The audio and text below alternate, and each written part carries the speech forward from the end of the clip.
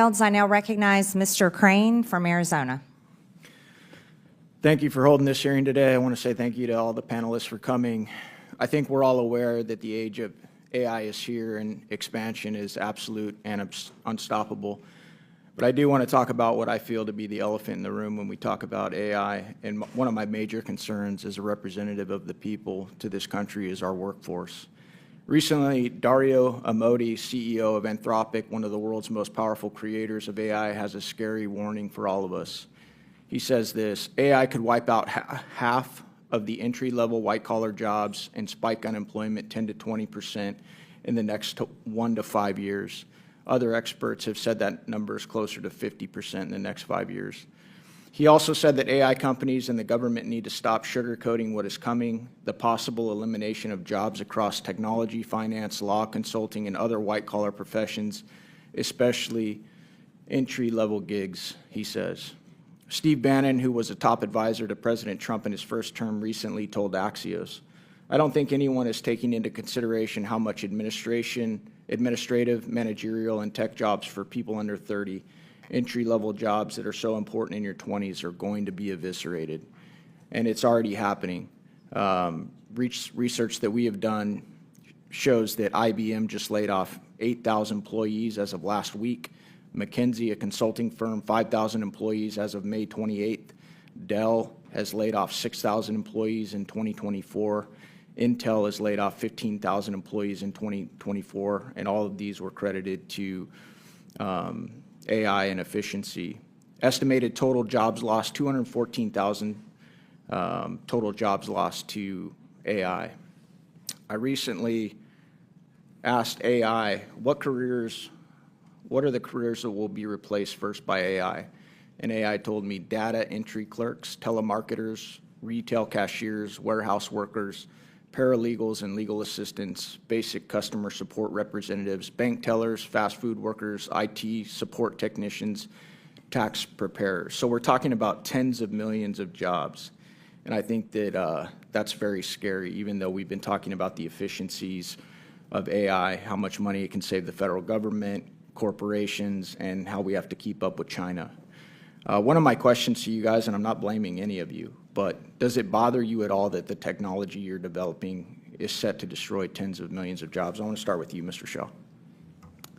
You know, technology over time is generally raised the quality of living for all humans. And, you know, I know a lot of my fellow CEO AI folks out there try to grab headlines with some of their claims. I haven't seen Dario's math behind all of this.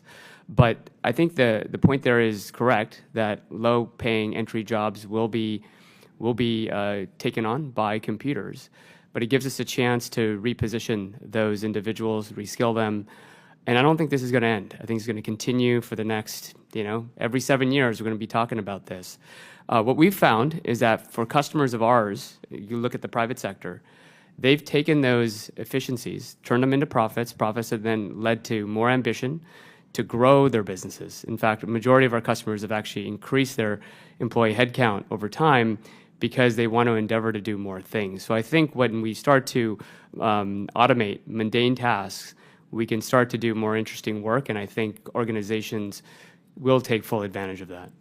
And you think that applies across the board to all those careers and industries that I just listed off, not just the ones in tech? I think that there will be changes to many industries because of this, and I think we're going to have to, as a species, respond to what this brings us and be able to, if we want to continue to lead the global race in AI, our agility is going to really matter.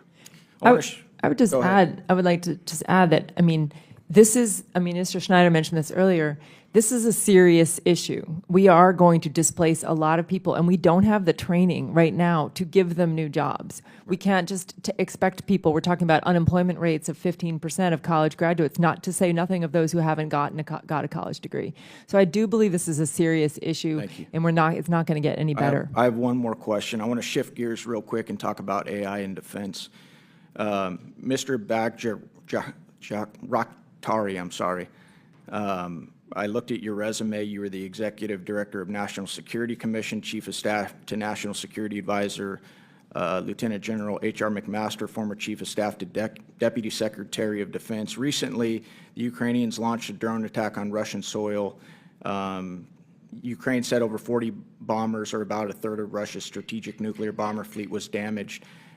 It was reported that this was done with AI.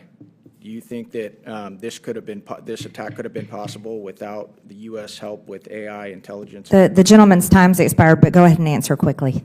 So I don't have any insights into that, sir. I've left the government a couple of years ago, but it only shows how technology is changing the battlefield today, and I think how Ukrainians are adopting to this new battlefield is really an example that they've showcased last weekend.